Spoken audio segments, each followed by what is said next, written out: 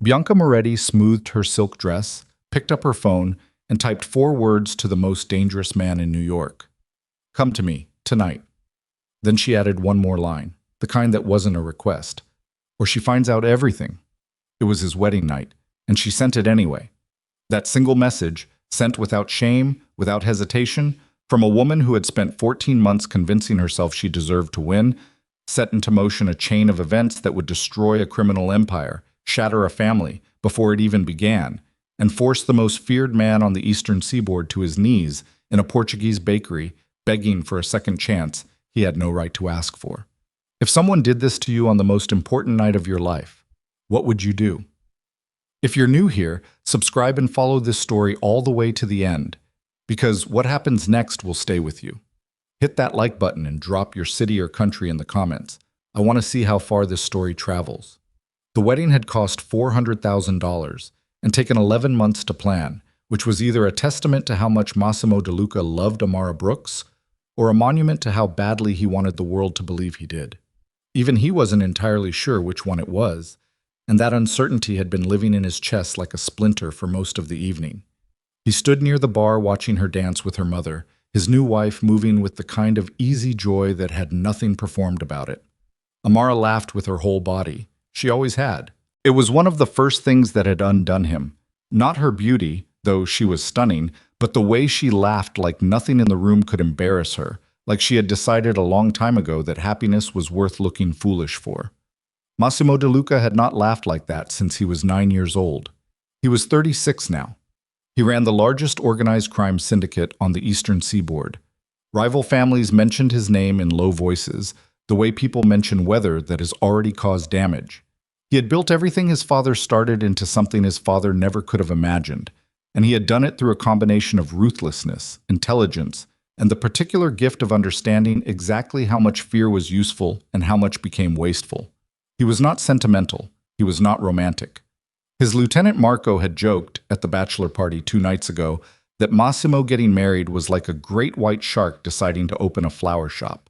Massimo had not laughed at that either, but he had looked at Amara across the rehearsal dinner table, watched her explaining something to his elderly Uncle Enzo with the kind of patient attention most people reserve for people who could do something for them, and he had felt something unlock inside his ribcage that he had no vocabulary for.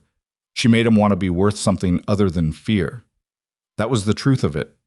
Not that he'd ever said it out loud. His phone buzzed in his jacket pocket. He already knew, even before he looked, that the timing was wrong. His body knew. Some animal part of him that had survived 2 assassination attempts and 1 federal investigation recognized threat the way other people recognize the smell of rain. He stepped away from the crowd into the corridor off the main ballroom and read the message, "Come to me, tonight, or she finds out everything." For a long moment he just stood there staring at the screen while the music from the ballroom filtered through the walls and Amara's laughter floated above it all like something that didn't belong in the same universe as what he was reading. Bianca. He had ended things with her 3 months ago, or he had tried to. The conversation had gone badly. She had cried, then threatened, then cried again.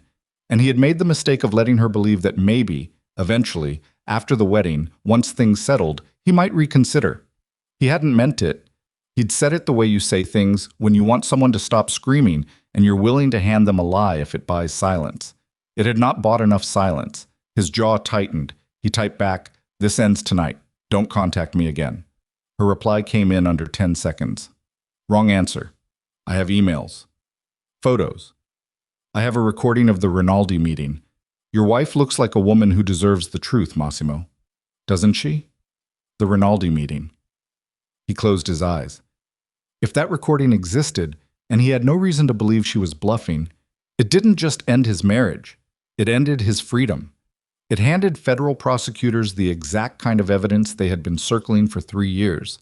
It put men who trusted him into prison cells. He stood in that corridor for 2 minutes and 40 seconds. He counted, later, going over it obsessively, the way you return to the exact moment a car accident started to try to understand if anything could have changed it. 2 minutes and 40 seconds. Then he walked back into the ballroom, touched Amara's elbow gently, and told her there was a problem. She turned to him immediately, her eyes reading his face the way she always did. Amara had an unsettling ability to detect the difference between his work problems and his personal ones, and he had never quite figured out how she did it. "What kind of problem?" she asked quietly. "Castellano situation," he said. "Two of their people got picked up near Moretti's warehouse. I need to go make sure this doesn't turn into something that can't be undone." It was a lie constructed from real pieces. The Castellano situation was real. The warehouse was real.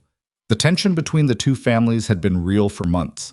He had simply transplanted a genuine problem into an entirely false context, the way expert forgers work. You use real materials and make something counterfeit. Amara studied him for a moment that lasted too long. "On our wedding night," she said. Not a question. Not quite an accusation either. Something in between, quiet enough that only he could hear it. "I know," he said, and he meant it, in whatever shallow way was available to him in that moment. "I'm sorry. 2 hours, maybe less. I'll be back before midnight." She nodded slowly. Her hand rested briefly against his chest, over his heart, the way she sometimes did when she wanted to say something she had decided not to say. Then she turned back toward her mother and her friends and the dancing, and Massimo DeLuca walked out of his own wedding reception to go keep a secret that should have already been dead. The Uber he'd called, no driver, nothing traceable to him specifically, pulled up to Bianca's building at 9:47. He took the elevator alone and spent the ride trying to organize himself into the version of Massimo DeLuca who could walk into a difficult room and walk back out, having solved it without leaving damage behind. He had done it 100 times. Bianca answered the door in a red dress. He registered this and felt nothing except a cold, clarifying anger that had the useful quality of burning away anything resembling desire. He walked past her into the apartment without acknowledging the dress or the 2 glasses of wine already poured on the coffee table. "Where's the recording?" he said. She smiled. It was the kind of smile that had taken her years to perfect. Part invitation, part threat, assembled from the specific knowledge of what worked on him. "Hello to you too, Massimo." "I'm not here for wine," he said. "I'm not here for whatever this is. I came to end this cleanly, tonight, and go back to my wife. So tell me what you actually need and let's find a number." Something shifted in her face. The smile thinned. "A number," she repeated. "Name a figure. I'll have it transferred by morning. You delete everything, you leave the organization, and we never speak again. That's what I'm offering." "And if I want more than money?" "Then you don't understand what you're negotiating with." She laughed, but it had a sharp edge to it. "You know what your problem is, Massimo? You think everyone operates the same way you do, like everything is a transaction, like if you offer enough, people will just—" She waved a hand. "Disappear." "Most people do," he said flatly. "I'm not most people." "No," he agreed. "You're someone who's threatening a man on his wedding night, which tells me you're either very confident or very desperate, and I'm trying to figure out which one actually helps me here." Her composure cracked, just slightly. A muscle moved near her jaw. "I was with you for 14 months, she said, and now there was something underneath the performance. Something raw and genuine that almost made him feel something before he shut it down. I reorganized your schedule, I covered for you with the commission, I was there every time your wife wasn't—" "Amara was always there," he said sharply. "Don't." She didn't know what she was living with. "And you did. That's what you're proud of? Knowing what you were doing and doing it anyway?" Bianca's eyes darkened. She crossed the room and stood closer to him than she had any right to. "I'm not leaving," she said quietly. "Not for a wire transfer. Not for any number you can name. I want tonight. I want you to stay. And then maybe, we talk about what comes next." "Nothing comes next," Massimo said. "Then your wife gets a very interesting email in the morning." He stood very still. There was a long silence in which both of them could hear traffic from the street below, and somewhere, a siren moving away from the building.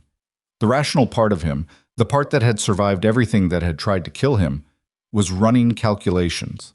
The recording, the exposure, the cascade of consequences if Bianca actually followed through. The people who would go down with him, his men, his lawyers, men with children, with mortgages, with lives they'd built inside the shadow of his organization believing he would protect them. He told himself that was why he stayed. He told himself it was strategy. I was a very good liar. It was his primary professional skill. But in 40 years of life, the person he had been most consistently, most expertly dishonest with was himself. At 10:23, Amara Brooks. DeLuca stood in her wedding dress inside an Uber heading toward the address her husband had given her. She had spent 40 minutes trying to sleep, then 15 minutes trying to read. Then she had gone downstairs, found the kitchen, and started making food, the involuntary automatic thing she did whenever she was anxious. And somewhere between slicing the bread and wrapping it in foil, she had decided that surprising him was a better idea than lying in their bed alone on the night they were supposed to start their life together. It wasn't suspicion. She would tell herself that later, many times, in many different places. It wasn't instinct or premonition or the universe sending signals. It was just loneliness and love and a woman who thought that showing up was always better than waiting. She had the address for the supposed safe house.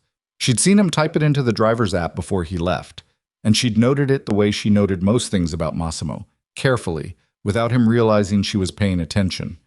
The address led her not to a warehouse district, not to any building that resembled what a safe house might look like, but to a luxury residential tower in Midtown. She sat with that for a moment. Then she paid the driver and went inside. The concierge recognized her. She had visited Bianca at this building before, twice, for work-related things.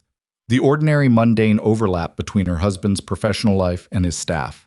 She went up in the elevator. She found the door she was looking for. It was unlocked. That detail would stay with her.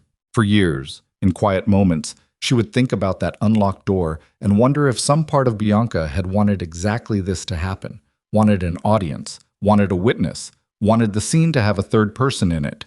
Amara pushed it open. She did not scream. She did not break anything. She did not do any of the things you imagine doing in that moment before you know it's real, when betrayal is still hypothetical and you're still the person who existed before.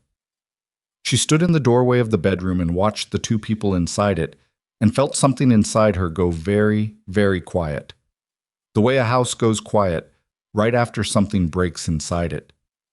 Massimo didn't see her immediately. Bianca did.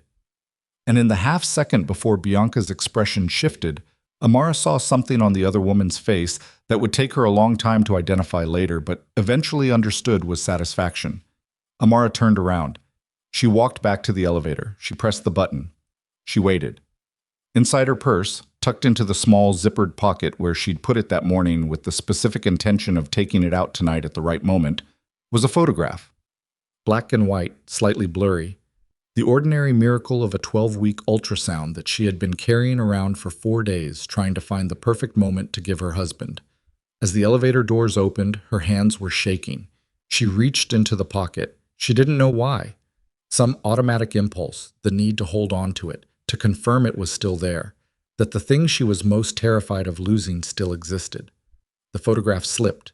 It fell onto the floor of the corridor, face up, just outside the elevator. She stared at it for 1 second. Then she picked it up, stepped into the elevator, and let the doors close. She did not look back. She did not let herself cry. Not yet. The tears would come later, in a bathroom in a hotel she paid for in cash under her maiden name, with the ultrasound photograph held against her chest, and a decision forming inside her that was not made in anger, which is important, which matters, but was made in the absolute clarity that sometimes only arrives after catastrophic loss. She was going to disappear, and she was going to take her daughter with her. Massimo DeLuca came home at 2 a.m. to a house so quiet it pressed against his eardrums. He'd left Bianca's apartment at midnight. He had not spent the night. He had done what he'd done and felt the full moral weight of it settling over him in the elevator on the way down. The sick particular guilt of a man who cannot pretend, even to himself, that this was about the recording. He had gone home telling himself he could fix it. He was good at fixing things. He had fixed worse. The lights were off. He called her name twice. The kitchen smelled faintly of the food she'd been cooking. He could tell she'd left in a hurry because the cutting board was still out, a knife still beside it, a half-wrapped loaf sitting on the counter like a sentence left unfinished. He found the ring on the dining table, 5 words on a folded piece of paper. He read them once. Then he sat down in the chair beside the table and read them again. The way you reread something you understand perfectly, but can't absorb. Take care of her instead. Her phone went straight to voicemail. He called 3 times. The 4th time he heard a sound from the back of the house. Faint, almost nothing. Went to investigate and found her phone face down on the bathroom floor with its screen cracked completely through, as if it had been dropped from a height or placed down with the very specific care of someone making sure they could not be traced. Her passport was gone.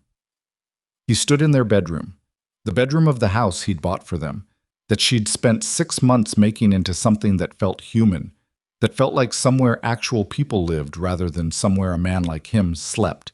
And he began pulling things apart with shaking hands. The drawer. He almost missed it. A folder, tucked beneath 2 folded sweaters, containing papers he had never seen and had never been meant to see until she chose to show him.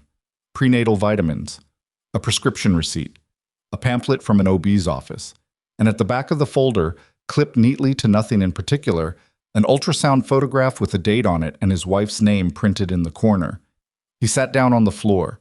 He didn't decide to sit. His legs simply declined to hold him any longer. He looked at the photograph for a long time. Then he looked at the security footage. He had a system in the house, in the building, on the street, and he found, on the camera covering the exterior of Bianca's building, a timestamp of 10:26. A woman in a wedding dress, walking away, alone, in the rain.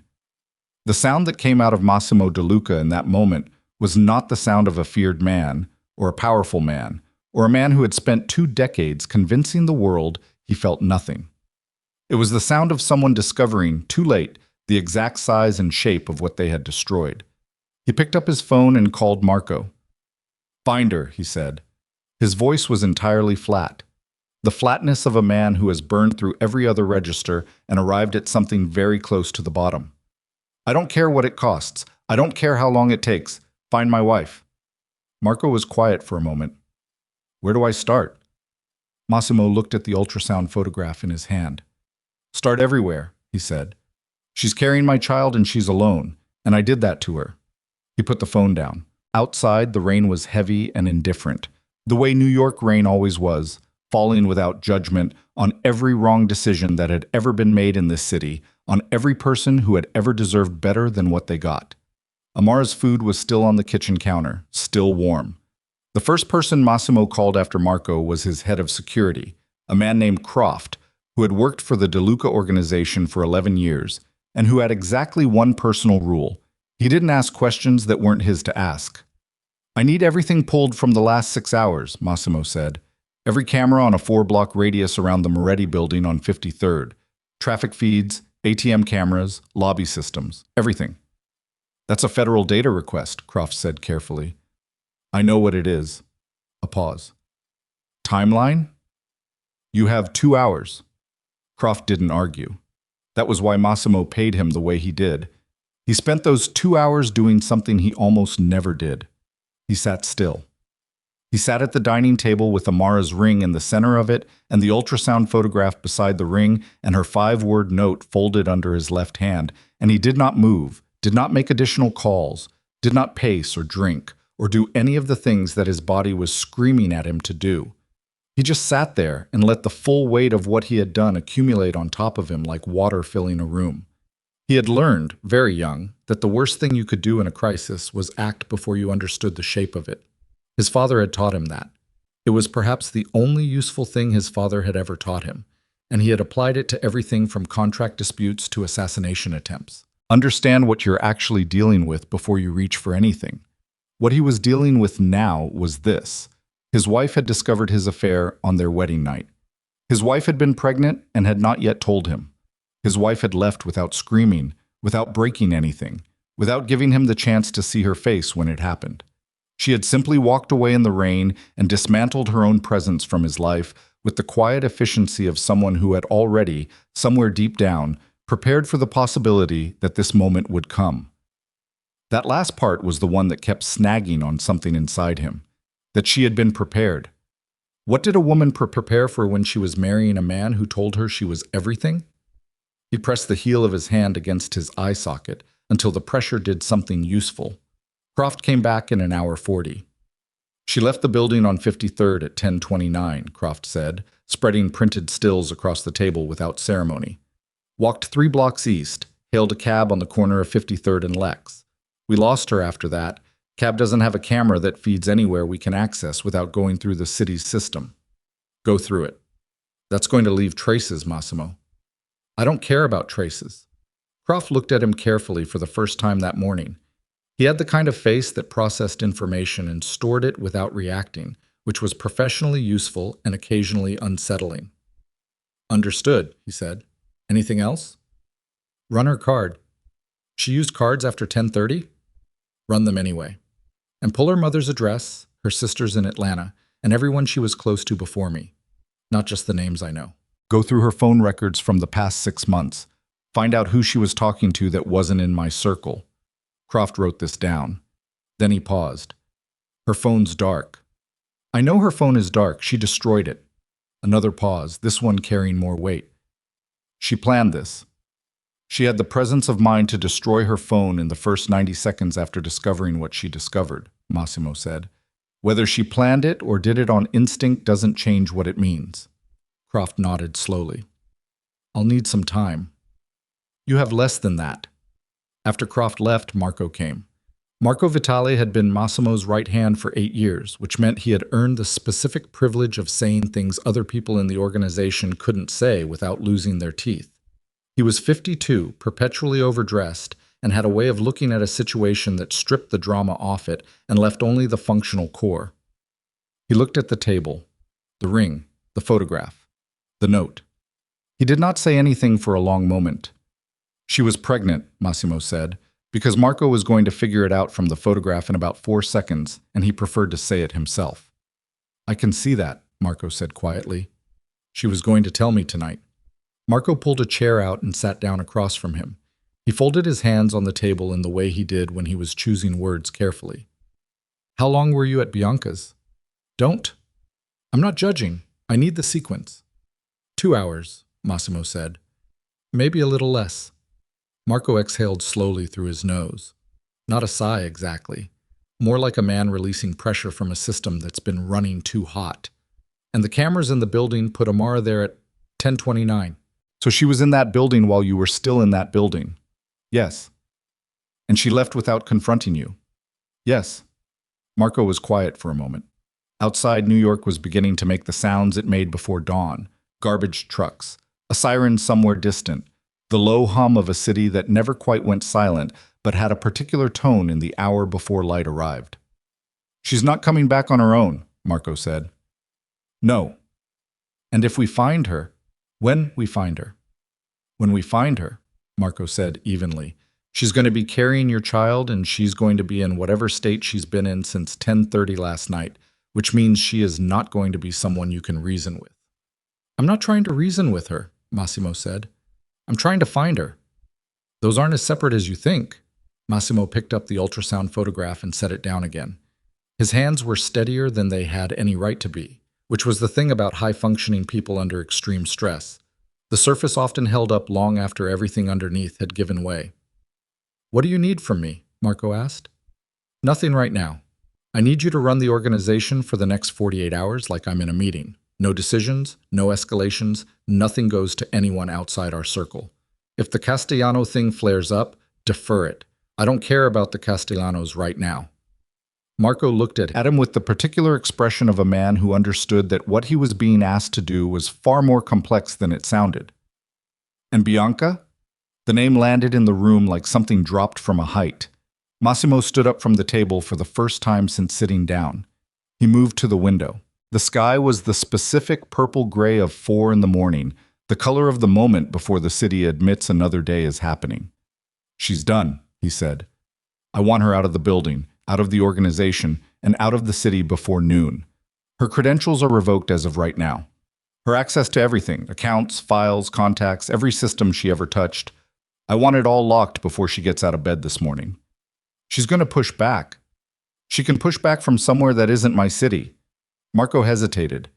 In 8 years, he had learned exactly where the line was with Massimo DeLuca, the point past which you didn't push, where the man's temperature dropped to something below cold, and you stopped making arguments and started giving answers. He could feel that line from where he was sitting. Done, he said. And Marco. Massimo didn't turn from the window. If she contacts anyone in the organization after today, anyone, I want to know about it before she finishes the sentence. Marco stood up, straightened his jacket. Understood. He paused at the door. For whatever it's worth. It's not worth anything right now, Massimo said. Not cruelly, just factually. Find my wife. Bianca Moretti woke up at 7:15 to find that her keycard to the DeLuca offices no longer worked. Her login credentials to every system she managed had been revoked. 3 of her personal accounts, the ones she'd been paid from, the ones connected to the organization's administrative structure, had been frozen, and the private driver she used every morning to commute hadn't shown up. She understood immediately. She sat on the edge of her bed in the same red dress, which she hadn't bothered to change out of because she had spent most of the night convincing herself that things had gone the way she wanted them to go, and felt something cold move through her chest. She called Massimo's cell. It rang 4 times and went to voicemail, not his professional voicemail, just the automated system, the one that meant his phone had been handed off to someone else or deliberately forwarded away from her number. She called again, same result. She opened her laptop and tried to access the commission scheduling system, the internal calendar, the contact directory. Anything that would confirm she still had standing, still existed in the structure she'd spent 14 months making herself indispensable to. Every door was locked. She got up and poured herself a glass of water from the kitchen and stood drinking it over the sink, looking out at the midtown skyline going gold with early sun, and worked very hard at staying calm. She was good at staying calm. It was one of the skills she'd developed alongside the organizational genius and the ability to anticipate what men like Massimo needed before they knew they needed it. Calm was something she wore the way other women wore perfume.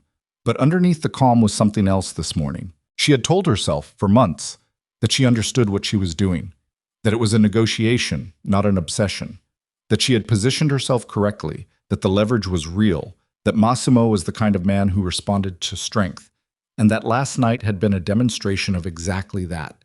She had told herself that his coming to her apartment was an admission of something, that the evening meant what she needed it to mean. She called the only number she had that would still pick up, Sal Ferrante, a mid-level man in the organization who had always been friendly toward her, the kind of professionally warm that sometimes meant genuine goodwill. He picked up on the second ring. Sal, she said, I need to talk to someone in Massimo's circle. My access has been Bianca.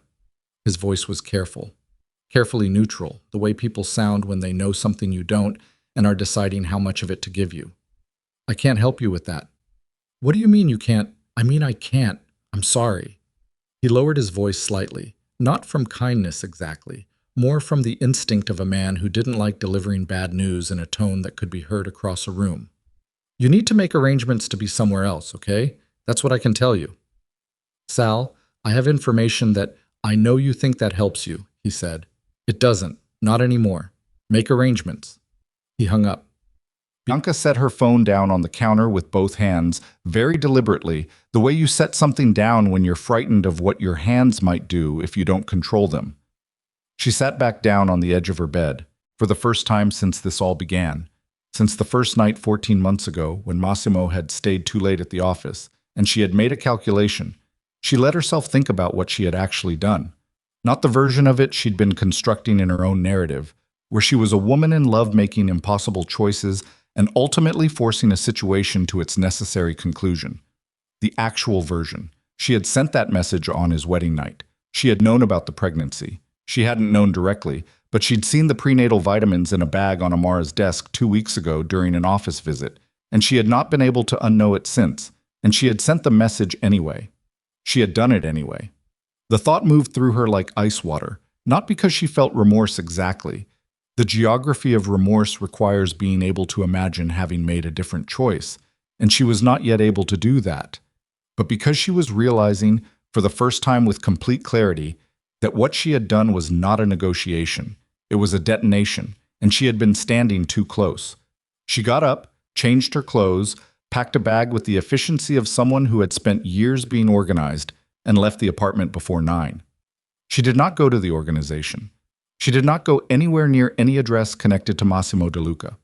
She went to a hotel in a different borough and paid cash and sat on the bed and tried to figure out what the rest of her life looked like from here. It did not look like what she had imagined. 2 days passed. Croft came back to Massimo with partial information assembled from sources that would have resulted in federal charges if anyone had looked at the methodology too carefully. Amara had used a credit card at 2:47 in the morning at a 24-hour pharmacy in Midtown. That was the last transaction on any card connected to her name. After that, nothing. No airline records, no hotel check-ins under her name, no car rentals. She went cash, Croft said, or someone helped her. Who would help her? That's what we're trying to establish, he paused. There was a flight out of JFK at 6:15 in the morning, transatlantic. We're working on the manifest, but it's going to take time and it's going to require contact with people who aren't going to be happy about the request. Make them happy. It'll cost. I don't care what it costs. Croft left. Marco came back that evening with something worse than bad news. He came back with the expression of a man carrying information he'd rather not have picked up. Commission called, he said. Ricci wants a meeting. Massimo was standing at the window again. He'd spent a lot of time at the window in the past 48 hours. About? They're hearing things. About you not being available. About the Castellano situation sitting unresolved. About Bianca leaving the organization without any explanation given to anyone. Massimo didn't say anything. Ricci's not the problem, Marco continued carefully. Ricci's the messenger. The problem is that Ferretti has been talking to people on the side, and what he's saying is that you've gone soft, that the marriage was already a liability, and whatever is happening right now confirms it. He paused. His exact words were apparently that the DeLuca seat at the commission table was looking unstable. Ferretti can say whatever he wants. Massimo. Marco's voice shifted slightly. The specific quality of it that meant he was about to say something he had earned the right to say and was going to say it regardless. You have men whose safety depends on this organization being stable. You have 6 families that operate under your umbrella. You have agreements that require your signature and your presence. I can hold things together for another week, maybe 2, but if you're not at that commission table soon, I heard you. I don't think you did. Massimo turned from the window. He looked at Marco with the particular tiredness of a man who has not slept in 2 days and has reached the specific point where the physical exhaustion and the emotional weight become indistinguishable from each other. My wife is somewhere in the world carrying my unborn child, he said, and she is alone. And she is alone because of what I did. Tell me what I'm supposed to prioritize over that. Marco held his gaze. The men who will end up in prison if this organization fractures, he said quietly. The families who depend on the DeLuca name meaning something. The agreements that collapse if our position at the commission weakens. He paused. I'm not telling you to forget Amara. I'm telling you that there are other people inside this crisis besides you and her. The silence that followed was the kind that has a texture to it. Massimo sat down. He put his hands flat on the table the way he did when he was working something through. His jaw was set. There was a vein visible near his temple that Marco had learned to read over the years as the physiological signal of Massimo DeLuca approaching a decision he did not want to make. Set the meeting with Ricci, he said finally. Thursday. And the search? The search doesn't stop. He looked up. Nothing about the search stops. You understand? I'm going to that meeting, and I'm going to handle whatever Ferretti thinks he's building, and then I'm going back to finding my wife.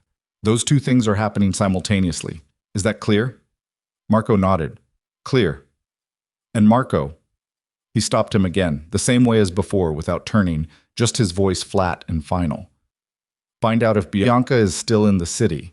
Marco paused at the door. She is. Hotel in Queens. Is she talking to anyone? Not yet. Not yet, Massimo repeated quietly. He picked up the ultrasound photograph from where it had been sitting on the table for 2 days and held it in his hand. Then we have a window. Marco left without another word.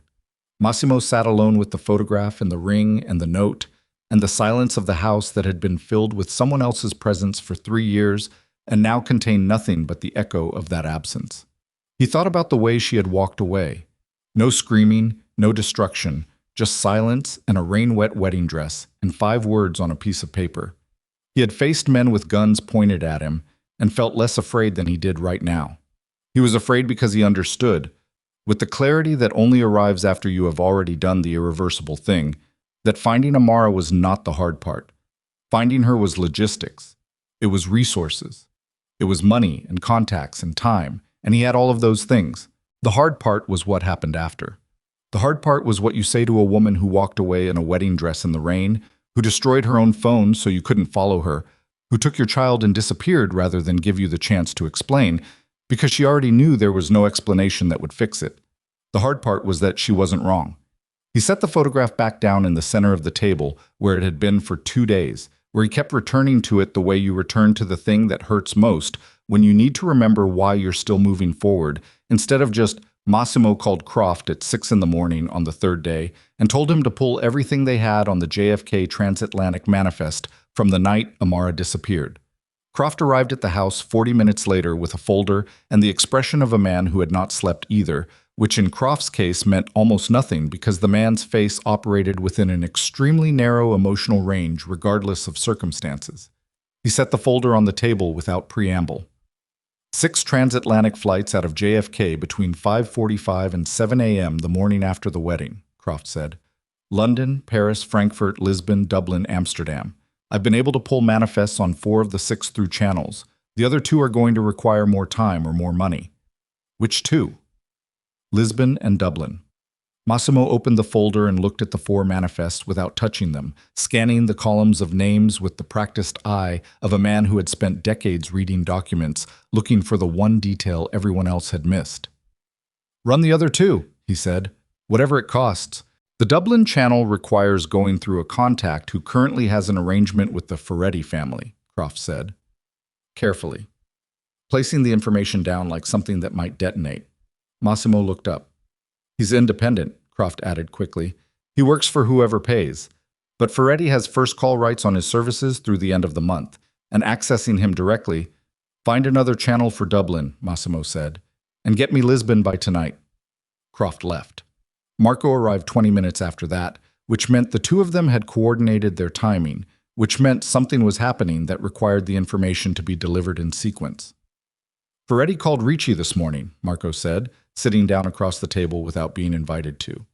He put both hands flat on the surface, a gesture that in their shared language meant what he was about to say was past the point of being softened. He's not waiting for Thursday. Then he moves early. Let him. He's not moving against you directly, Marco said. He's moving against the structure. He's proposing a restructuring of the Commission's Eastern seat allocation, essentially absorbing the DeLuca territory into a shared governance model with the Ferretti and Russo families. He paused. He's calling it modernization. Massimo leaned back in his chair. He looked at the ceiling for a moment in the way he sometimes did when he needed the absence of other people's faces to think clearly. What's his timeline? He wants a preliminary vote at Thursday's meeting, which is why he's not waiting. Yes. Who does he have? Confirmed, Russo and Carbone. Possibly DeFalco, but DeFalco is transactional and will go with whoever makes the better offer. Marco's hands were still flat on the table. Ricci is staying neutral publicly, which means he's waiting to see if you show up. I'll show up. It's not about showing up, Massimo. It's about showing up as something. Right now, what they're seeing is a man who has been invisible for 3 days while his organization sits idle and his personal secretary vanishes without explanation. He stopped, started again more carefully. What are they going to see when you walk into that room Thursday? Massimo brought his gaze back down from the ceiling. A man who is still standing. That's not, I know it's not enough. I'll make it enough. He stood up. I need an hour alone. Get me everything we have on Ferretti's current debt structure and his arrangement with the Russo family. If he's building a coalition, he's making promises he can't keep, and I want to know which ones. Marco left. The house was quiet again. Massimo went upstairs into the bathroom off the master bedroom and turned the shower on as hot as it would go. He stood under it for a long time without moving, one hand pressed against the tile wall, and let the heat do what it could, which wasn't much but was something. He thought about Amara in Portugal. He didn't know it was Portugal yet, wouldn't know for months, but in some unnameable way, he kept imagining water, kept imagining her near something large and open. It wasn't instinct so much as the particular knowledge of a man who understood his wife well enough to know that she would go somewhere that felt like air, like space, somewhere that was the opposite of everything he had built around her. He turned off the shower, dried his face, looked at himself in the mirror. The way you look at yourself when you're trying to determine how much damage is showing and whether the amount showing is manageable. He had 3 days of stubble. His eyes were the eyes of someone who had been awake too long, carrying too much, and had reached the point where the body stops registering exhaustion as a feeling and starts operating on something closer to mechanical insistence. He looked, he thought, like a man who had survived something that wasn't finished with him yet. He went back downstairs and picked up his phone and made a call he had been putting off for 3 days. It rang twice. Massimo. Rosaria Brooks' voice came through flat and cautious.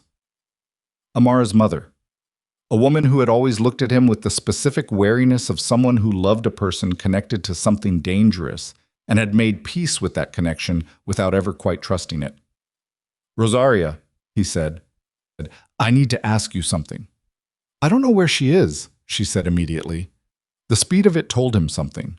Not that she was lying, Rosaria Brooks was not a practiced liar, unlike most people in his life, but that she had been waiting for this call and had prepared her answer in advance, which meant Amara had contacted her, which meant Amara was alive and somewhere with enough safety margin to reach out to her mother. Something loosened in his chest. A fraction. I'm not asking for an address, he said. I'm asking if she's safe. A pause, shorter than the last one. She's safe. Is she... He stopped. Rebuilt the sentence. The baby.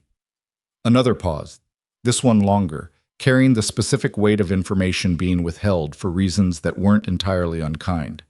She's taking care of herself, Rosaria said finally. He closed his eyes. Okay, he said. Massimo. Her voice shifted. Not warmer exactly, but different. The particular tone of a woman who has watched someone cause damage and is not interested in absolving them, but is also not interested in cruelty. I don't know what happened. She didn't tell me details. But whatever you did, and whatever you're doing now looking for her, she stopped. She left because she needed to. You have to understand that. I understand it, he said. Do you? Yes. Because there's a difference between understanding it and accepting it, she said. And if all you're doing right now is looking for her so you can explain yourself and feel better, that's not the same as actually understanding why she left. He didn't say anything for a moment. I know, he said finally. I know the difference. Rosaria was quiet. Then, I can't help you find her. You understand that. She asked me not to. She asked you directly. Yes. He absorbed this. Amara had called her mother, had specifically asked her not to cooperate with any search, which meant Amara had anticipated that he would call her mother, and had made arrangements accordingly, and had done all of this while pregnant and alone in the hours after walking away from his affair in a wedding dress in the rain. He had underestimated her. He had been doing it for years without realizing it, which was perhaps the most fundamental failure in a list that was becoming very long. Tell her, Taub, he started. I won't tell her anything, Rosaria said. Not unkind, just exact.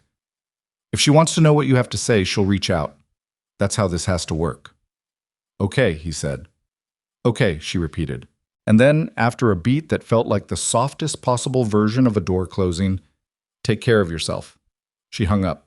Thursday arrived the way bad days always do, indistinguishable from any other morning until the machinery of it begins. Massimo wore a suit he had not worn in 4 days and arrived at the commission meeting 7 minutes early, which in the language of these gatherings was its own kind of statement. Ferretti was already there, arranged at one end of the table with Russo on his left, and Carbone across from him, the three of them arranged with the slightly too casual positioning of people who have discussed their seating in advance. Ricci was at the head of the table, 71 years old, built like someone had compressed a larger man into a smaller frame, with the eyes of someone who had been watching people try to take things from each other for 5 decades and had developed no particular opinion about it. DeFalco was in the corner, as always reading the room with the expression of a man calculating which exit to use. Marco sat behind Massimo, 1 row back. Not at the table. Massimo had told him to sit behind him because Marco's face was sometimes too readable, and Massimo needed everything in this room to be controlled, including the faces of people who worked for him. Ferretti looked at Massimo when he sat down. A long look. Not hostile on the surface, Ferretti was old school enough to understand that surface hostility was for men who weren't confident they were going to win, but underneath it was something Massimo recognized because he had worn it himself many times. The look of someone who has already decided the outcome and is now simply watching the other person arrive at the same conclusion. Massimo, Ferretti said. Acknowledgement, nothing more. Sal, Massimo said.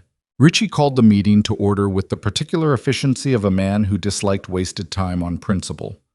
Ferretti made his proposal with the careful language of someone who had rehearsed it, framing the restructuring as a modernization, a consolidation, a pragmatic response to increasing federal pressure on individual family structures. He was good. Massimo had always known he was good. The proposal was packaged in the vocabulary of collective interest and mutual protection. And if you didn't look directly at what it actually was, a land grab dressed up in institutional language, it almost sounded reasonable. When Ferretti finished, he looked at Massimo with the kind of patience that is actually impatience held perfectly still. Massimo did not respond immediately. He let 15 seconds pass. The room felt them. "That's a thorough proposal, Sal," he said finally. "A lot of work went into the presentation." "I appreciate that," Ferretti said. "I have a question." "Of course." "The debt arrangement between your family and the Russo family," Massimo said. "The one established 18 months ago in exchange for the Russo endorsement of your expansion into the port logistics. I'm curious about the terms." Ferretti's expression didn't change, but something in it went very slightly still, the way a body goes still when a nerve is touched. "That's internal to our arrangement," Ferretti said. "I'm sure it is," Massimo said. "I'm asking because if the Russo family is entering a governance coalition, the terms of existing debt obligations between coalition members become relevant to everyone at this table, particularly if those terms create leverage that might influence voting positions." He looked at Russo without any particular heat. "Marco, would you like to share what we put together on that?" Marco opened a folder. Ricci's eyes moved between them. DeFalco's expression had shifted to something considerably more attentive. What followed was 20 minutes of the most technical and carefully assembled financial information that Massimo had spent the last 48 hours having pulled from sources he would never name in this room. The Ferretti-Russo debt arrangement was real, was substantial, and contained a specific clause that effectively gave Ferretti veto power over any major Russo financial decision for a period of 3 years, which meant the Russo vote on the restructuring proposal was not, in any meaningful sense, an independent vote. Ferretti let him finish. Then he said quietly and with no particular inflection, "You've been busy for a man who was reportedly unavailable." "I'm always working," Massimo said. Ferretti folded his hands on the table. He looked at Ricci. "The proposal stands regardless."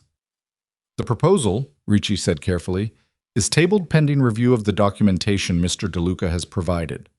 He looked at both of them with the absolute neutrality of a man who had survived every internal war this organization had ever had by refusing to choose sides until the outcome was already determined. "We reconvene in 2 weeks." Ferretti pushed back from the table with the controlled movement of a man managing his anger so precisely that only people who knew him well could see it. He paused behind Massimo's chair on his way to the door, not touching anything, just standing there for a moment in the way that powerful men sometimes do when they want someone to know that this isn't over without saying so out loud. "Your personal situation," Ferretti said, "conversational. I hope it resolves itself." Massimo didn't turn around. "It will."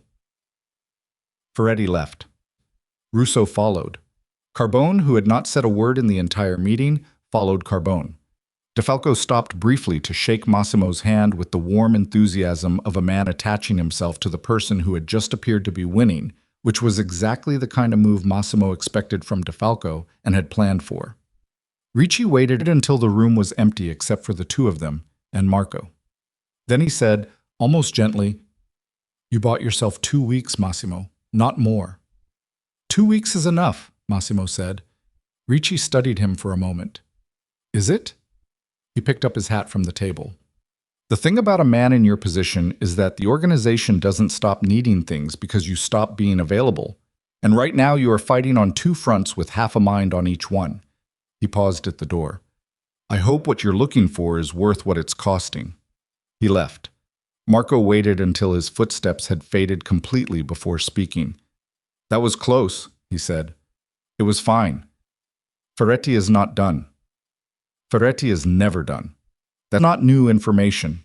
Massimo stood up and straightened his jacket. "What did Croft send?" Marco reached into the folder and produced a single page. "Lisbon Manifest. Partial. 6 female passengers traveling alone, ages between 25 and 40, booked in the 48 hours before the flight. 3 have since been confirmed through travel records at hotels in Lisbon. 2 through credit card activity in Lisbon in the days following. 1—" He stopped. Massimo took the page. "1 name, American passport, traveling alone. No hotel records in Lisbon following arrival. No credit card activity anywhere in Portugal in the weeks following." The name was not Amara DeLuca. It was Amara Brooks, her maiden name. He stood with the paper in his hand for a very long time. Portugal. She was in Portugal. Or she had been. She might have moved. She might have gone further. But she had landed in Lisbon, and she had used her maiden name, and she had paid cash for everything since then, and she had left no trace that a normal search would have found. He had her direction. It was not the same as having her. "Portugal," Marco said quietly. "Yes." "That's a big country if she doesn't want to be found." "She's not in Lisbon," Massimo said. He looked at the paper again. Something about it was pulling at the back of his mind. Not the name, not the date, but the timing. The flight was at 6:15 in the morning. She had walked away from the building at 10:29. That meant she had spent roughly 7 hours somewhere in New York before boarding that flight. 7 hours with no credit cards, no phone, no traceable activity. 7 hours being helped. "Someone drove her to that airport," Massimo said. Marco looked at him. "She destroyed her phone at the house. She had no way to call a cab from a cell. The subway at that hour in a wedding dress." He shook his head. "Someone picked her up. Someone she trusted enough to call from a landline or a borrowed phone within the first hour of leaving that building. Her mother denied knowing that. Her mother doesn't know, which means it was someone outside the family circle, someone I don't know about." He looked at the paper again. "Someone she kept specifically separate from me." The implications of that settled over both of them. Amara had at some point in their marriage, in the life they had been building together, in the house she had made into something that felt real, maintained a connection that she had kept entirely outside his knowledge. Not a betrayal, not anything close to it, but a safeguard. An exit that she had never told him existed because some part of her, some quiet and practical and entirely self-preserving part of her, had known she might need one. She had loved him and planned for the possibility that loving him might destroy her. "Find out who picked her up," Massimo said. "How?" "Cameras. Every landline call made from public phones within 6 blocks of the building between 10:30 and midnight.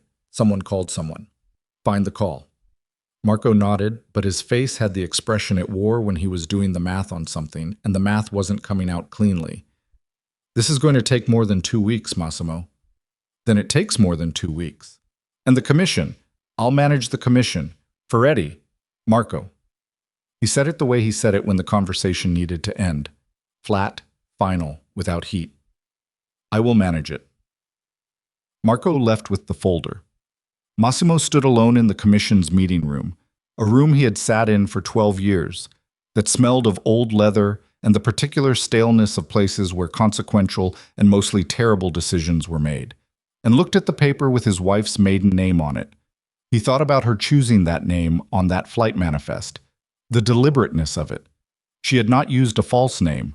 She had used her real name, the name she was born with, the name that existed before him, the name that said, "I am still here, and I am still myself, and you do not get to define what I am called." His phone rang. He answered without looking at the screen, still holding the manifest page. "Mr. DeLuca." A voice he didn't recognize, calm, professional. The specific cadence of someone reading from something or delivering prepared words. "My name isn't relevant. What is relevant is that I represent a party with an interest in your current domestic situation." Massimo was very still. "What party?" he said. "A party who has been watching the situation develop with some concern," the voice said, "and who would like to discuss an exchange, information you need in return for something you have." What do I have? The Rinaldi recording, the voice said. Miss Moretti provided it to us 48 hours ago in exchange for certain arrangements. We believe you'd like it returned. The cold that moved through Massimo's chest in that moment was not the cold of fear. It was the specific cold of a man realizing he has been outmaneuvered in a way he did not anticipate and cannot immediately calculate the full dimensions of. Bianca had not gone quietly. She had gone to someone who now held a federal-grade recording of the most sensitive meeting Massimo had attended in 3 years, and who was presenting it not as a threat but as a commodity, to be exchanged for something else, something she would have told them was valuable. What did he have that someone outside his organization wanted badly enough to reach out to him directly? What information? He said. Your wife's location, the voice said. We know where she is. The pause that followed was the longest of Massimo DeLuca's life, which was a life that had contained a significant number of long pauses in difficult rooms. You're telling me you know where my pregnant wife is, and you're holding it as a bargaining chip, he said. The flatness in his voice was not performance. It was the sound of something going very cold very fast. We're telling you we have information you need, the voice said carefully, and we'd like to discuss terms. Terms, Massimo repeated. Meet us tonight, alone. The address will be sent to this number in 1 hour. The line went dead. Massimo set the phone down on the table. He sat down in the nearest chair, which happened to be Ferretti's chair, which he would have found faintly ironic under any other circumstances. He put both hands flat on the table and looked at them for a moment.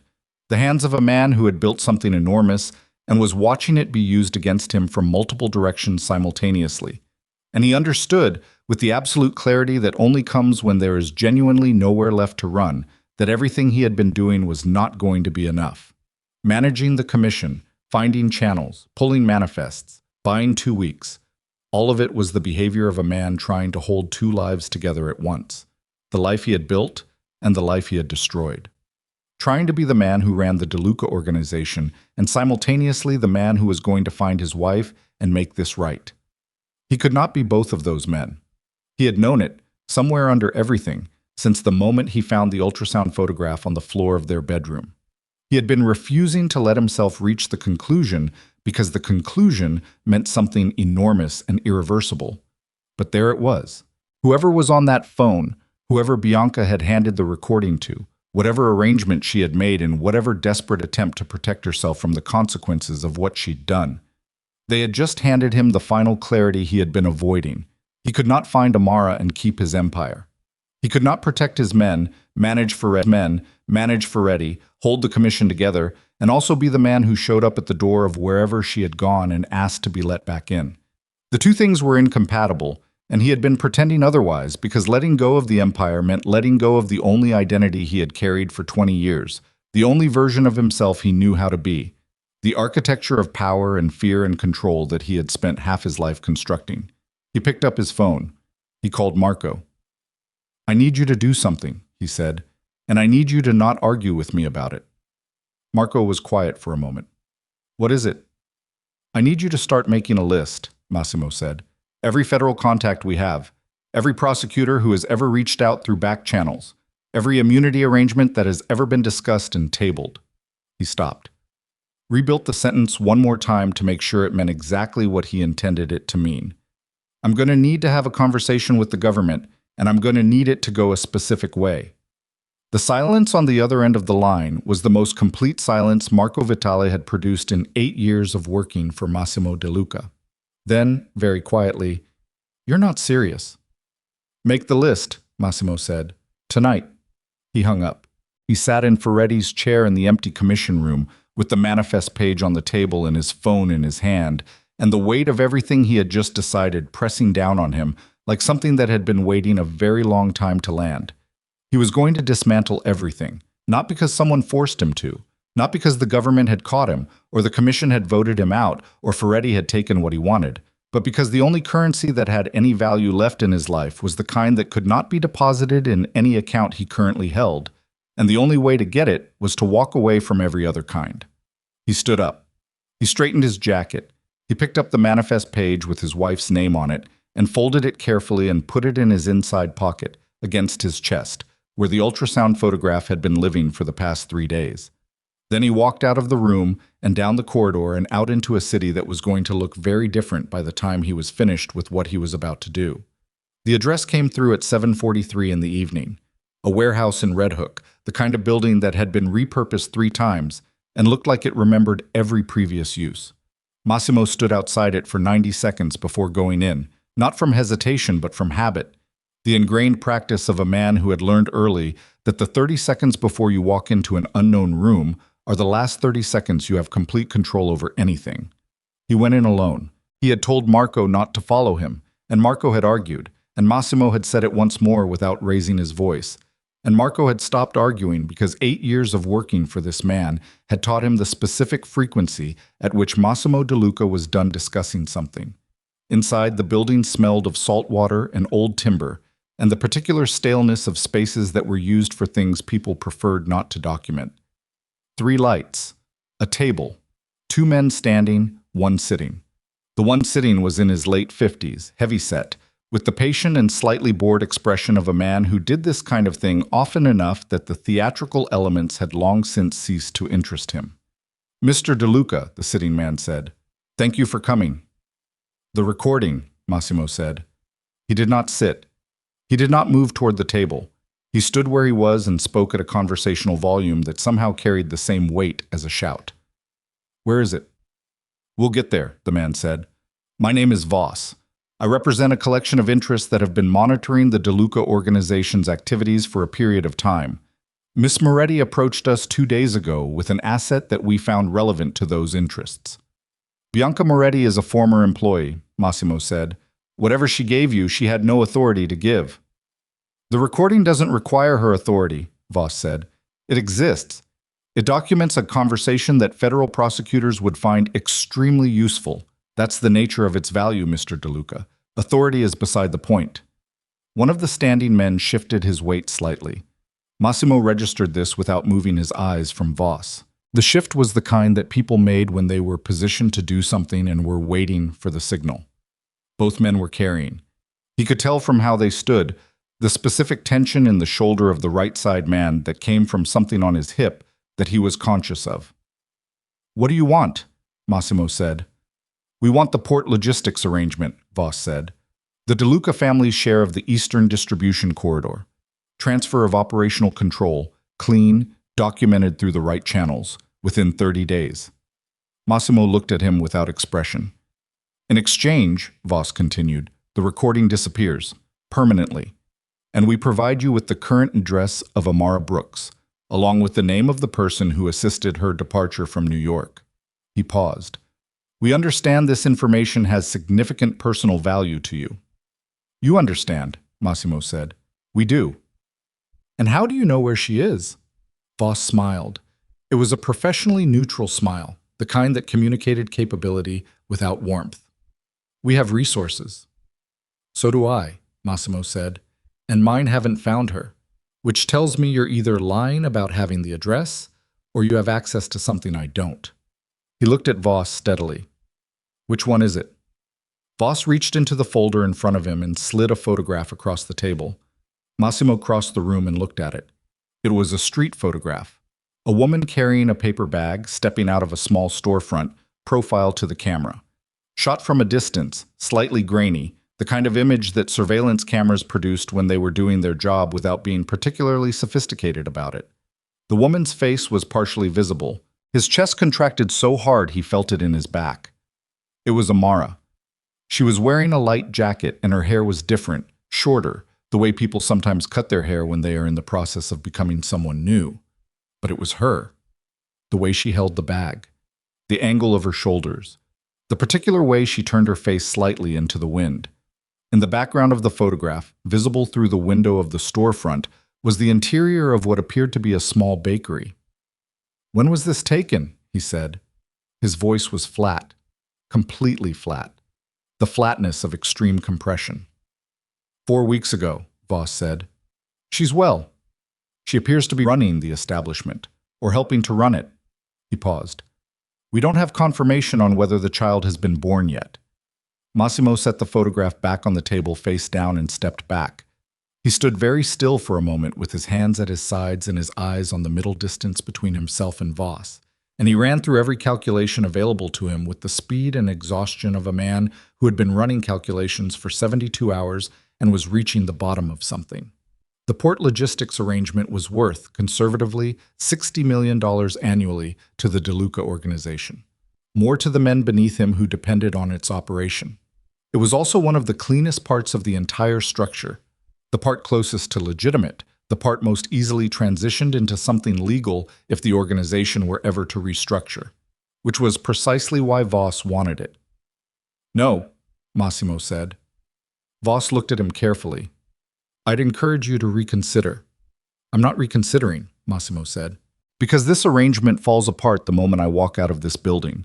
You give me the recording tonight, and I take the address, and you have nothing. Or you keep the recording, and I go to the prosecutors myself and give them something worth more than a recording of one meeting, and you still have nothing. Or I find Bianca and recover the recording directly, and you've wasted my evening." He looked at Voss. "You don't have a position here. You have a recording you can't use without exposing your own acquisition method, and an address you have no reason to withhold once this conversation goes sideways." Voss was quiet. The right-side standing man had gone very still. "The photograph," Massimo said. "You just showed it to me to prove you have it, which means you were willing to use it as leverage, which means you need something from me badly enough to show your hand." He tilted his head slightly. "Who sent you?" "It's not Ferretti." He'd moved directly. "It's not Federal, because Federal would have come through different channels entirely." He let the silence stretch for exactly the right length. "Russo," he said. "Russo is carrying Ferretti's debt, and he needs a way to pay it down without losing face, and the port corridor is valuable enough to do that. So Ferretti pointed him at Bianca, Bianca handed over the recording, and here we are." Voss's expression did not change, which was itself a change, because a man whose expression doesn't change when he should be denying something is a man who has decided not to waste energy on the denial. "I'm going to walk out of here," Massimo said, "and tomorrow morning I'm going to have a conversation that makes this recording irrelevant, and then I'm going to find my wife on my own." He reached out and picked up the photograph from the table. He turned it face up and looked at it one more time.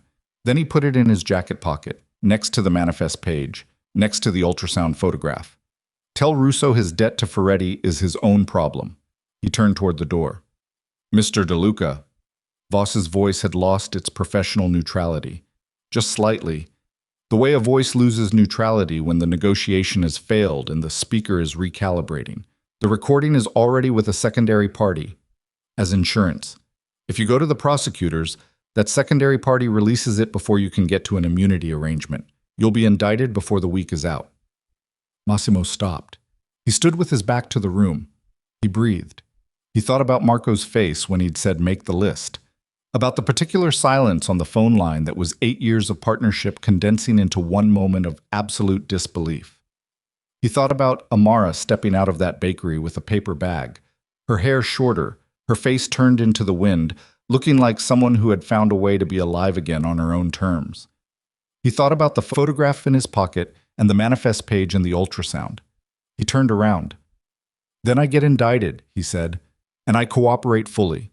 And everyone above me in any arrangement goes down harder than I do, including whoever is holding that insurance recording." He looked at Voss one last time. "You picked the wrong man to back into a corner. A man with nothing to protect makes very different decisions than a man with everything to protect." He paused. "I don't have everything anymore. I only have one thing, and it's not in this building." He walked out. The night air in Red Hook hit him like a hand against the face, cold and direct and smelling of the river. He walked to the car he had parked 2 blocks away, got in, sat for a moment with his hands on the steering wheel and his forehead dropped against them, and breathed. His hands were shaking, not from fear, from the particular physiological aftermath of holding yourself completely still under extreme pressure for an extended period, the body settling back into itself, reclaiming the adrenaline that the situation had borrowed. He drove. He called Marco from the car. "Get me a meeting with Assistant U.S. Attorney Reeves," he said, "tonight if possible. Tomorrow morning at the absolute latest." Marco was silent for 3 full seconds, which for Marco was equivalent to a much longer silence from anyone else. "You're certain?" "I was certain an hour ago," Now I'm just moving. Reeves has been after the organization for 3 years, Massimo. You walk into that office, I walk into that office with everything, Massimo said. Every arrangement, every name, every account, all of it, in exchange for immunity for the men who were following orders and a clean exit for me. He turned onto the bridge. The city spread out in front of him, lit up and indifferent and enormous. The organization is already over, Marco. I decided that in the commission room this afternoon. This is just the paperwork. And Ferretti, Russo. They get to be part of what I hand to Reeves. Consider it a bonus. Another silence. This one different. Softer, in the way that hard men's silences go soft when they are absorbing something that costs them something real. And me, Marco said. You were always handling administrative functions, Massimo said. You have documentation to support that. I'll make sure Reeves understands the distinction. He paused. You have a son starting college next year, Marco. This doesn't touch him. He heard Marco exhale. I'll get you the meeting, Marco said quietly. He met with Reeves at 6:15 the next morning in a federal building on Foley Square, in a conference room that smelled of recycled air and old coffee. Reeves was 44, sharp, and had the specific quality of someone who had been waiting for this particular conversation for long enough that she had given up expecting it and was now slightly thrown by its arrival. She recovered quickly. That was what made her good at her job. Massimo sat across from her with his lawyer on one side and 12 years of accumulated intelligence on the other, and he began to talk. He talked for 4 hours. He laid out structures, names, arrangements, accounts. He described the commission meeting in detail. He walked through the Rinaldi recording's content before she could use it against him, preempting it, making it a footnote in a larger document rather than the headline of an indictment. He gave her Ferretti. He gave her Russo. He gave her 6 operations that federal investigators had been circling for years without being able to penetrate. In exchange, he asked for 3 things. Immunity for 14 men who had operated under orders they hadn't been in a position to refuse. A clean exit for himself, meaning no prison time, a monitored period of cooperation, the ability to live as a private citizen once the cooperation concluded. And no press conference, no announcement, no federal statement naming him as a cooperating witness until every arrangement had been safely dissolved. Reeves looked at him for a long moment after he finished. You understand what you're giving up, she said. Yes. Everything you built. Yes. She looked at her notes, then back at him. Why? He considered several answers. He had good ones available, pragmatic ones. Ones about legacy and legal exposure and the changing landscape of organized crime. Any of them would have been credible, and none of them would have been true. My wife, he said. Reeves looked at him. She left because of who I was, he said. She took my child and she built a life somewhere that wasn't inside whatever this is. He gestured vaguely at the folder, meaning everything in it, meaning the entire architecture of his existence for the past 12 years. And I'm not going to show up at her door as this and ask her to come back, because she was right to leave it. So if there is any version of me that she might consider opening a door for, it's not the one sitting in your building with 12 years of federal exposure on the table. It's whatever's left after all of this is gone. Reeves was quiet for a moment. That's either the most honest thing I've heard in this room, she said, or it's the most sophisticated manipulation I've encountered in 20 years of doing this job. I know, Massimo said. I can't make you believe which one it is. She looked at him a moment longer, then she looked at the folder. I'll have terms drafted by tonight, she said. 3 weeks later, the DeLuca organization began its controlled dissolution. It happened quietly, the way major structures collapse when the people at the top have chosen to take them apart rather than watching them fall, methodically, in a sequence that protected the people at the bottom while dismantling the people at the top. Ferretti was indicted on a Tuesday morning, Russo on Thursday. 6 others in the weeks that followed, their names moving through federal court documents with the clean efficiency of a process that had been handed everything it needed to succeed. Marco was not among them. Massimo spent those weeks in a hotel on the Upper West Side, living out of 2 bags, meeting with lawyers and federal contacts, and a small number of men from the organization who needed to understand directly from him that their arrangements had been protected and their cooperation was no longer required. These conversations were the hardest ones, not because the men were angry, most of them weren't, or were too pragmatic to show it, but because each one was a version of the same goodbye, and goodbyes were not something he had ever been good at. Croft found him on a Thursday evening in the 4th week. He knocked on the hotel room door and came in without being told to sit, and stood with his hands in his jacket pockets in the way he stood when he had finished something and was delivering the result. "The person who picked her up from the city," Croft said, "the night she left." Massimo looked up from the table where he had been signing documents his lawyer had left for him. "A woman named Dana Reyes," Croft said. "She was in Amara's graduate program 8 years ago.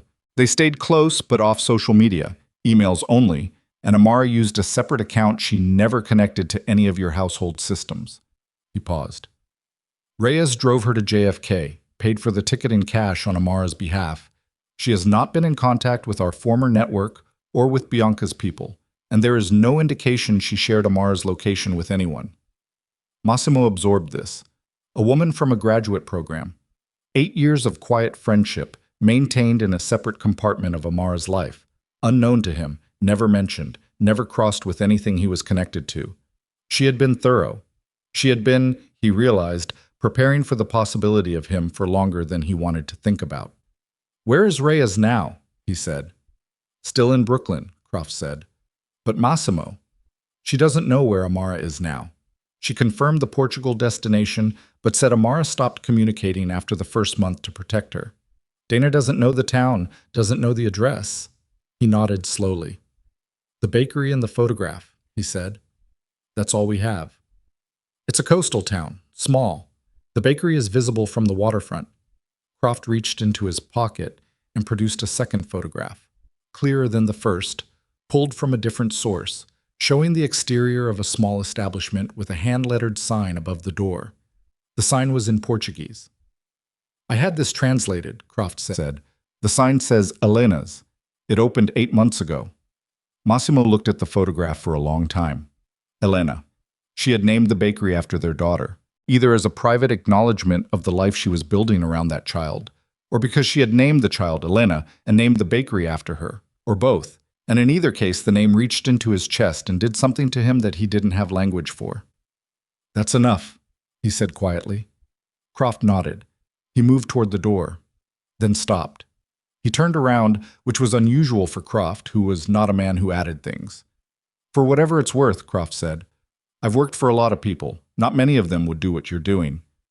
"I'm not doing it to be admired for it," Massimo said. "No," Croft said. "That's exactly what I mean." He left. Massimo sat with the photograph of the bakery in front of him and the hotel room silent around him and the city outside making its endless noise. He had 2 bags. He had a document his lawyer had told him was the most comprehensive federal cooperation agreement of its kind in the district's recent history. He had the clothes he was wearing and a passport that no longer meant the same thing it had meant 2 months ago. He picked up his phone and booked a one-way flight to Lisbon. He did not book a return. There was no version of this that came with a guaranteed return. He understood that. He was flying to a country he had never lived in to find a woman who had specifically and deliberately made herself unfindable, to stand outside whatever life she had built and ask. Not demand, not leverage, not construct. Simply ask to be seen. She was going to tell him to leave. He was almost certain of it. The thought did not change anything. It didn't slow his hands as he closed his laptop or loosen the certainty that had been building in him since the moment he had sat on the floor of their bedroom with the ultrasound photograph and understood what he had done. He packed the 2 bags. He put the photograph of the bakery in his jacket pocket with the manifest page and the ultrasound. He picked up both bags and walked to the door and stood there for a moment. In the hotel room, that was the last space he would occupy as Massimo DeLuca of the DeLuca organization, the last threshold he would cross as the man his father had built, and he had maintained, and that the federal government of the United States was in the process of officially retiring. And he breathed. Then he walked out. He did not look back at the room. In the elevator down to the lobby, he looked at his reflection in the metal door, blurred, approximated, not quite the shape of anything definite, and thought that this was probably the most accurate version of himself he had seen in years. Not a known quantity, not a feared name, just a man with 2 bags and a photograph of a bakery going somewhere he wasn't wanted to try to become something he hadn't been yet. The elevator doors opened. He walked through the lobby, through the glass doors, out into a New York morning that was cold and flat and entirely indifferent to what he was leaving behind. And he kept walking, because stopping was no longer something that was available to him, and because somewhere in a small coastal town in Portugal, in a bakery with a hand-lettered sign above the door, a little girl with his eyes was learning the shape of a world that didn't include him yet, and every hour he stood still was another hour that remained. He landed in Lisbon on a Tuesday morning in early October, when the light there had the specific quality of a place that had been warm all summer and was now cooling slowly, the way things cool when they have stored enough heat to resist the change for a while before giving into it. He rented a car with a credit card in his own name. There was no reason to hide anymore. The federal agreement was signed. The organization was dissolving. His name, which had once been a thing people lowered their voices to say, was now just a name on a rental agreement at a desk in an airport, handled by a young man who did not recognize it and had no reason to. He drove south along the coast. He had the photograph of the bakery and the name of the town, which Croft had identified through the photograph's background details. The particular shape of the harbor visible through the bakery window, cross-referenced with satellite imagery of the Alentejo coastline until the geometry matched. It was a small town, the kind that appeared on regional maps but not on the ones tourists used, the kind of place you went to if you wanted to be somewhere that the rest of the world was not actively looking. She had chosen well. He drove for 2 hours with the windows down and the Atlantic visible in intervals between hills. And he did not listen to music because he did not want anything between himself and the full weight of what he was driving toward. He had spent months in motion, investigators, manifests, meetings, legal agreements, goodbyes. And this was the end of all of that motion, and he wanted to feel it arriving rather than be surprised by it. He found the town at noon. He parked at the far end of the harbor and sat in the car for a few minutes, not hesitating, just adjusting to the reality of being in the same place as her after so long imagining it. The bakery was visible from where he sat, 300 meters along the harbor front. Hand-lettered sign above the door. Pale yellow exterior. 2 small tables outside, neither of them occupied at this hour. Through the window he could see light and movement, the shapes of people working. He got out of the car. He walked to the harbor wall and looked at the water for a while. It was the kind of blue that existed in October at this latitude. Deep, slightly gray at the edges, very serious. He stood with his hands in his jacket pockets and breathed the salt air and let the distance between himself and that bakery window exist for a little longer. Then he turned and walked toward it. He saw her through the window first. She was behind the counter, talking to someone, an older woman, local from the look of her, the kind of transaction that had clearly happened before and had the ease of familiarity. Amara was laughing at something the woman said, not the performed laugh of someone who wanted to appear fine, the real one, the one he had watched across a ballroom on their wedding night and thought contained something he did not deserve. She was wearing an apron over a dark sweater. Her hair was shorter than it had been, the way Croft had said. She looked, and this was the detail that stopped him outside the window, that made him press one hand flat against the wall beside the door because his body needed something solid. She looked like herself. Not a diminished version, not someone surviving, someone who had found a shape that fit. A small girl came running from the back of the bakery. 2 years old, maybe slightly more. Dark hair, the particular way of running that very young children have, all forward momentum and insufficient braking. She grabbed the hem of Amara's apron and said something that made Amara look down and smile. The child had his eyes. He had known she would. The photograph hadn't been clear enough to confirm it, but he had known. And knowing had not prepared him for seeing it, for the specific shock of looking through a bakery window in Portugal at a person who was half of him, who existed because of him, who had been born into a life that did not contain him because of what he had done. He stood outside for a long time. He was not sure how long. At some point, Amara glanced toward the window, the automatic visual sweep of a person accustomed to watching for customers, and she saw him. He watched her face go through 4 things in rapid succession. Recognition, something cold and immediate, like a door closing. Then stillness. Then something he couldn't read, that was neither the cold nor the recognition, just a blankness that was its own kind of answer. She said something to the older woman. The woman took the child's hand and moved to the back of the bakery. Amara came to the door. She opened it and stood in the doorway. She didn't say anything for a moment, She looked at him the way she had looked at him across the rehearsal dinner table all those years ago, carefully, with the full attention of someone who was reading everything and deciding what it meant before she committed to a response. "You should go," she said. Her voice was even. Not hard exactly. The evenness of someone who has prepared for this moment long enough that they have arrived at a kind of calm on the other side of the anger. "I know," he said. "Then go." "I will," he said. I just need 5 minutes, and then I'll go if you want me to." She looked at him. 5 minutes, she said. "And then I need you to respect what I ask." "Yes," he said, "whatever you ask." She stepped back from the door, not inviting him in exactly.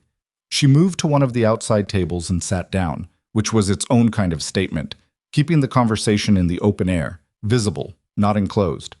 He sat across from her. For a moment, neither of them spoke. A fishing boat was moving out of the harbor. Somewhere behind the bakery, he could hear the older woman talking to the child in Portuguese. The child's responses unintelligible but audible, the particular music of a very young person discovering language. "She's beautiful," he said. Amara looked at the table for a moment. "Yes?" she said. "Elena." A pause. "Yes."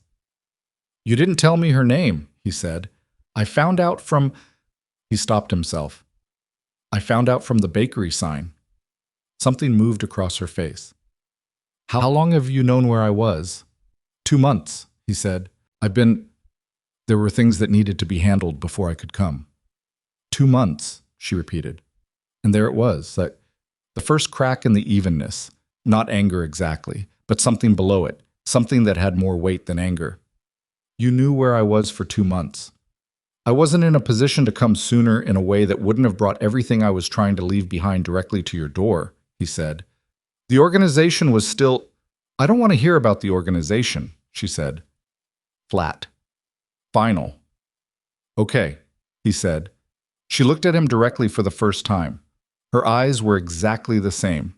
He had thought, in the months of looking for her, that memory might have softened the specifics, that he might be misremembering the exact quality of the way she looked at things, the precise intelligence in her attention. He hadn't been misremembering. "Why are you here, Massimo?" she said. Not a question constructed to elicit a particular answer. A real one. He thought about the versions of this he had rehearsed on the drive down, the organized ones, the ones with structure and sequence, with the evidence of his changes laid out in a comprehensible order. He had thought about how to present what he had done, how to frame the dissolution of the organization, the federal cooperation, the properties sold, the life dismantled. He didn't use any of it. "Because you deserve better than what I did," he said. "And I spent a long time telling myself that was a reason to find you. But the actual reason—" He stopped. "The actual reason is that I wake up every morning and the first thing I think about is that you walked away in the rain in your wedding dress and never looked back, and I can't make that not true. I can't undo it. And I'm not here to ask you to pretend it didn't happen." He looked at his hands on the table. "I'm here because you're here and because she's here." He glanced toward the bakery window. "And because I don't have anything left except this, and I know I don't have any right to it, and I'm asking anyway." Amara was quiet for a long time. The fishing boat had cleared the harbor mouth. The light had shifted slightly, the way coastal light shifted in the afternoon. Everything going a degree warmer before the long, slow descent toward evening. "I knew," she said. He looked up. "Not everything," she said. "Not about Bianca specifically, but I knew something was wrong, off-center. I'd known for months." She looked at the table. "And I told myself I was imagining it, because I wanted what we had to be what I thought it was. Because I was pregnant, and I was happy, and I had built a whole version of the future in my head that included you in it." She paused. "I was going to tell you that night. The baby. I thought it would—" She stopped. "Fix it," he said quietly.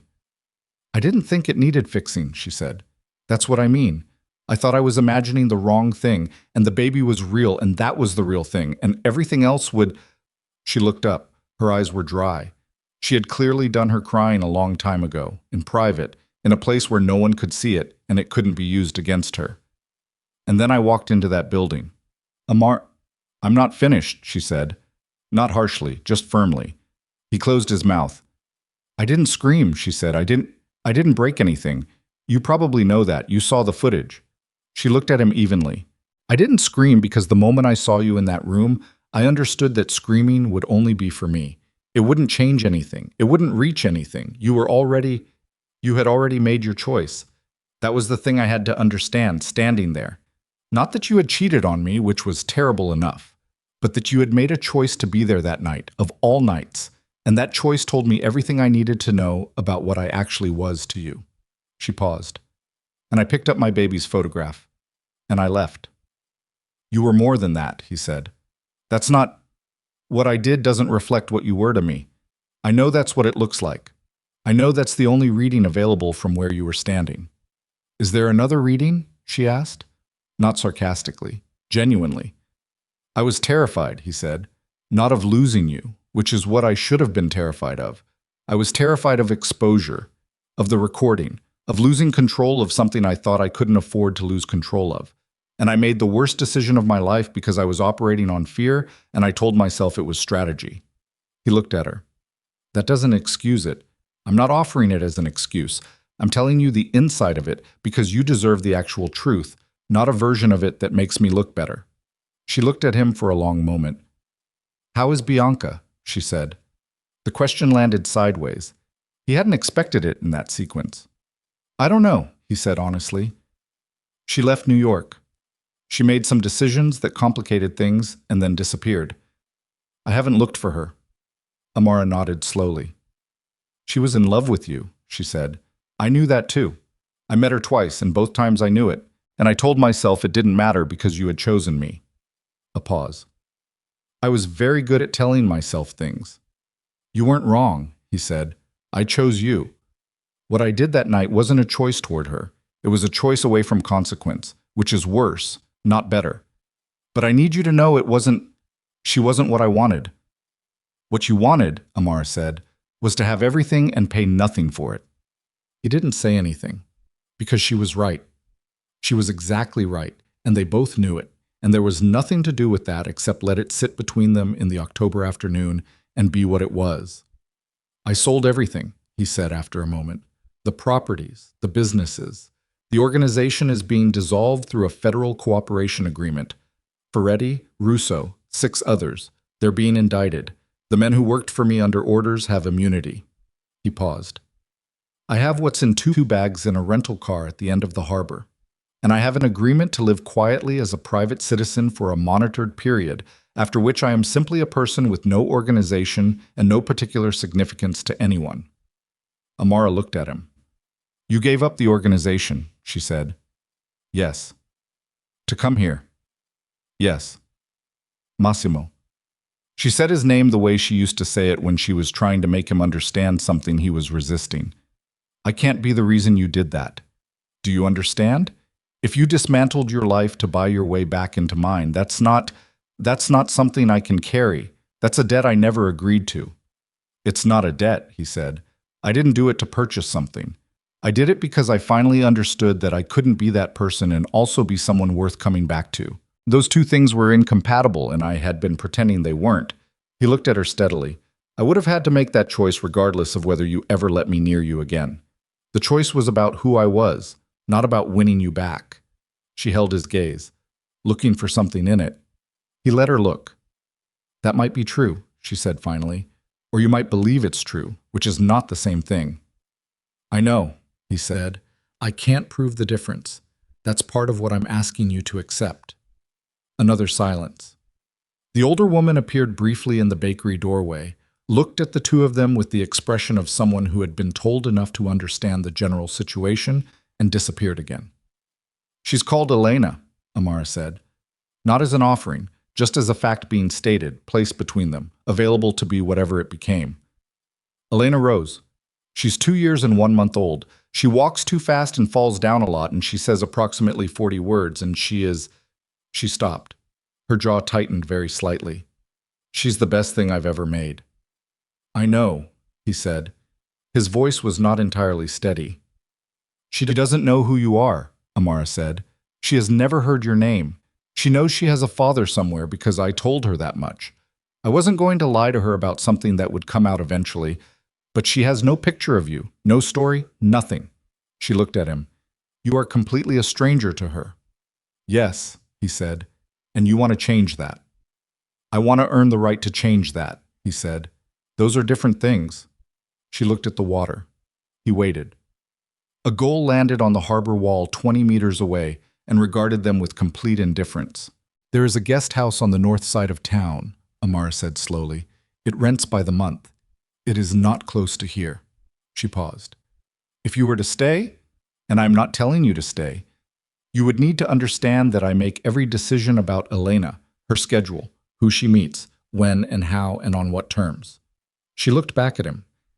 You would not show up here without being asked. You would not insert yourself into my life or this business or this town in ways I haven't agreed to. You would not use money or connections or any version of who you used to be to make things easier for yourself. He was very still. And if I told you to go, she said, you would go. Yes, he said, without argument. Yes. She looked at him for a long moment. Why would I believe you, she said. It wasn't rhetorical. It was a real question. You wouldn't, he said. Not yet. Believing me is not the starting point. The starting point is that I'm here and I'm asking for the chance to show you something different, and you have every right to say no. And if you say no, I will drive back to Lisbon and I will find somewhere else to be, and that somewhere else will be worse than here, but it will be what I deserve. She breathed. He breathed. The afternoon light was going golden now, the October coastal gold that made everything look slightly more significant than it was, or possibly exactly as significant as it was. The guest house, she said finally, month by month, you pay your own way. Yes. You do not come to this bakery uninvited. Yes. And the first time you make me feel like I need to protect her from you, she said. This ends, completely, permanently. I will take her somewhere you will never find us again, and I have proven I can do that. You have, he said. I need to hear you say you understand that. I understand, he said. I believe you, and I will not give you a reason. She nodded, once. Small. The kind of nod that was not agreement, but was the opening of something, the unlocking of a door that was not yet open, but was no longer entirely closed. She stood up. She went back inside the bakery. He sat at the outside table for another minute, looking at the harbor, listening to the sounds from inside. The older woman's voice, the child's voice, the movement of people in a space that had been built into something real and self-sustaining without him. He stood up. He walked back down the harbor front to the rental car. He found the guest house on the north side of town, a narrow building with white walls and blue shutters, run by a man named Alvaro, who asked no questions and rented him the upper floor room at a monthly rate that Massimo paid in cash from what remained in his personal account, which was considerably less than it had been a year ago and was diminishing in a direction that was not reversible. He put his 2 bags in the room. He sat on the edge of the bed and looked at the window, through which he could see a rooftop and a corner of the harbor and a slice of the Atlantic going dark in the early evening. He had a room. He had the photograph of the bakery and the manifest page and the ultrasound in his jacket pocket. He had nothing else. 3 weeks passed. He found work at the harbor. A man named Teodoro, who restored old wooden fishing boats and was skeptical of Americans in general, and men who appeared out of nowhere with no discernible history in particular, but who also needed someone willing to do the physical work that younger men increasingly weren't willing to do, and Massimo was willing. He learned things with his hands that he had never known. The names of tools, the specific grain of different woods, the way salt water damaged things over time in ways that required patient attention and a certain tolerance for slow progress. Teodoro was not talkative. He communicated primarily in grunts and occasional sharp corrections, and very rarely, when something had been done correctly, a silence that was different in quality from his other silences and functioned as approval. Massimo's hands, which had for 20 years held pens and phones, and occasionally things that he preferred not to think about now, became calloused in new places. He came back to the guest house in the evening smelling of sawdust and varnish. He ate at the small restaurant 2 streets over where the owner gave him the same table every night without being asked, and where the menu was short and reliable. He went to bed early and woke up early and did not spend the nights the way he had expected to, which was lying awake managing anxiety about the proximity of everything he wanted and the distance between himself and it. He slept. It surprised him how much he slept. On the 22nd day, he was sitting outside the guest house on a low wall in the late afternoon, removing dried varnish from his forearms with a cloth, when he heard a voice. Small, certain, directly behind him. "You have paint on your face." He turned. Elena was standing 3 feet away, holding the hand of the older woman he had seen in the bakery. Her name, he would learn, was Conceição, and she had been Amara's first friend in this town, and had been watching out for both of them since the beginning. Conceição had the expression of a woman who had decided to let something happen that she had been specifically asked to prevent, but had determined was inevitable, and therefore should be supervised rather than blocked. The child looked at him with the absolute directness of someone who had not yet learned that strangers required approach rather than assessment. "I do have paint on my face," he said. "Why?" she said. "I was working." She considered this. She had his eyes. Looking at it directly, instead of through glass or from a distance, was something he had not been prepared for and would not have been able to prepare for. She had his exact eye color, his mother's cheekbones, and Amara's mouth and expression, which was to say she looked like the best version of both of them assembled into one small person who was currently looking at him with her head slightly tilted. "What work?" she said. "I fix boats," he said. "Big boats?" "Old ones," he said. "Not very big." She processed this. "I like boats," she said, with the confidence of someone stating an important personal position. "Me too," he said. She looked at him for another moment. Then she turned to Conceição and said something in Portuguese that he couldn't follow yet, though he had been learning, slowly, from a book in the guest house that the previous tenant had left behind. Conceição replied in Portuguese, and then looked at him with an expression that was not unfriendly but was extremely watchful. Elena looked back at him. "Conceição says we have to go home," she said. "Okay," he said. She turned to leave, then turned back. "My name is Elena," she said. "I know," he said. "My name is Massimo." She repeated it to herself quietly, testing the syllables. Then she nodded, apparently satisfied, and turned and walked away with Conceição, the too-fast walk, the small, serious steps of a person who was in the process of learning everything for the first time and found none of it too difficult to attempt. He sat on the wall for a long time after they were gone. Amara came to find him on a Thursday, 6 weeks after he had arrived. She came to the harbor where he was working. She stood watching for a moment before he heard her, or before he registered that the particular quality of the silence near him had changed, which was how he knew she was there. He set down what he was doing and looked at her. She was in her work clothes, flower on her sleeve.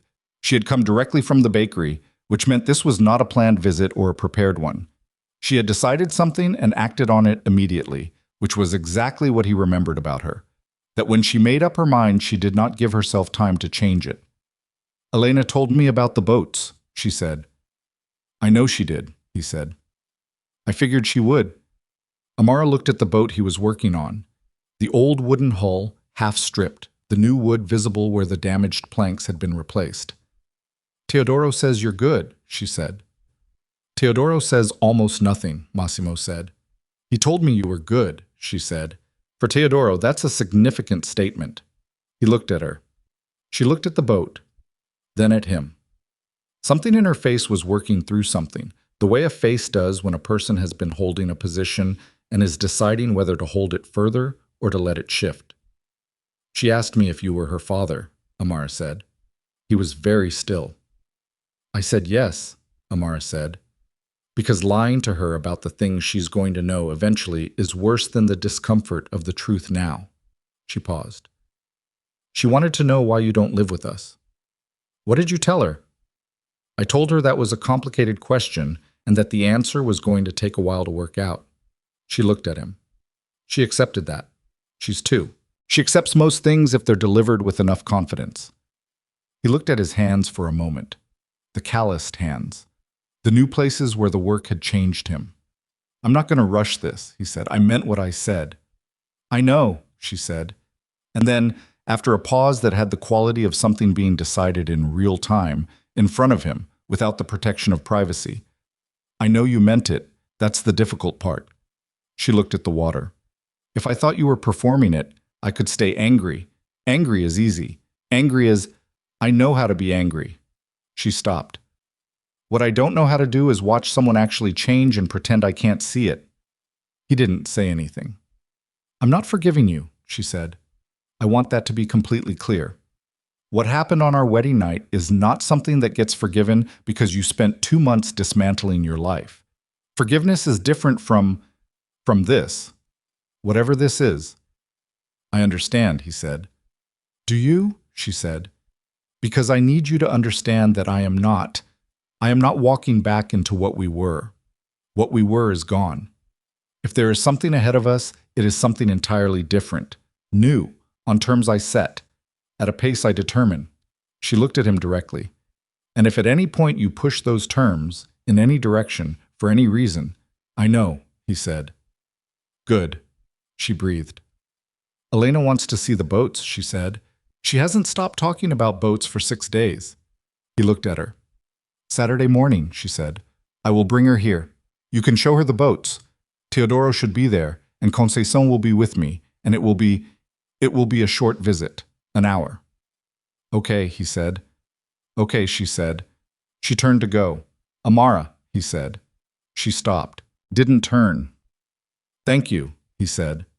Not for the visit, not for the access, for something bigger and more specific than either of those things, that they both understood without him naming it. She nodded once. She walked back along the harbor front toward the bakery with the flower still on her sleeve, the October light going amber around her, the sound of the water constant and indifferent and somehow exactly right as background for a moment that was not a reunion and was not a resolution, but was the first unguarded step of something that would take a very long time and would require more from him than anything he had ever attempted. Saturday came with fog that burned off by 10. Massimo was at the harbor early. He had cleaned the area near the boat he was working on. He had not dressed up. He understood instinctively that dressing up would be the wrong signal, that showing up as himself in work clothes was more honest than any presentation. He stood with a cup of coffee and watched the harbor mouth and waited. He heard her before he saw her. Elena's voice, asking questions in the rapid sequential way that 2-year-olds asked questions, each answer immediately generating another question with no pause for processing between them. Then Amara's voice, patient, responding to each one. Then Conceição's voice, adding something that made Elena laugh. They came around the corner of the harbor building. Elena saw him and broke free from Amara's hand with the particular single-mindedness of a very small person who has decided where she is going. She ran toward him across the uneven stones of the harbor, arms slightly out for balance, going too fast, and he went down on one knee because she was going to arrive at approximately knee height, and he wanted to be at a level where the arrival made sense. She grabbed his hand with both of hers. "Show me the boats," she said. "Okay," he said. His voice was not steady. He didn't try to make it steady. "Come on," she said, and pulled. And he stood up and let himself be pulled. He looked over Elena's head at Amara, who was standing 5 meters back with Conceição, watching. Her face was not warm exactly. Not yet. But the expression on it was different from any expression he had seen from her in the time since he arrived in this town. It was the expression of a woman holding something carefully. Not possessively, not defensively, just carefully, the way you hold something that has been damaged and might still become what it was supposed to be, if given enough time and sufficient care, and the particular patience of someone who has already survived the worst of what it could do to them. She held his gaze for a moment. Then she looked at her daughter pulling her father toward the boats, and something moved across her face that was too complicated and too private for him to name, and he looked away because it wasn't his to see yet. He turned and walked with his daughter toward the harbor's edge, in a town that was not his, toward a life he had not yet earned but was being given the first hour of, and he thought about nothing else except the small hand holding his and the weight of the October sun on his back and the sound of the water that had no judgment in it and never would, that simply moved as it had always moved, making room for whatever arrived at its edge. It was enough. For this morning, it was enough. And every morning after this one would be its own accounting, its own small amount of ground gained or lost, with no guarantee and no shortcut, and no version of this that did not require him to show up again and again and again, until showing up was not something he was doing to prove a point, but simply what he did, simply who he was, simply the man he had taken 40 years and one catastrophic night to finally begin becoming. The fog had fully lifted. The Atlantic stretched out ahead of them, enormous and old and entirely unconcerned with any of it. Elena pointed at the nearest boat and said something emphatic in the mixed language of a child who had been living between two languages since before she could speak either of them properly. And Massimo crouched beside her and looked at what she was pointing at, and began, slowly and without any particular agenda,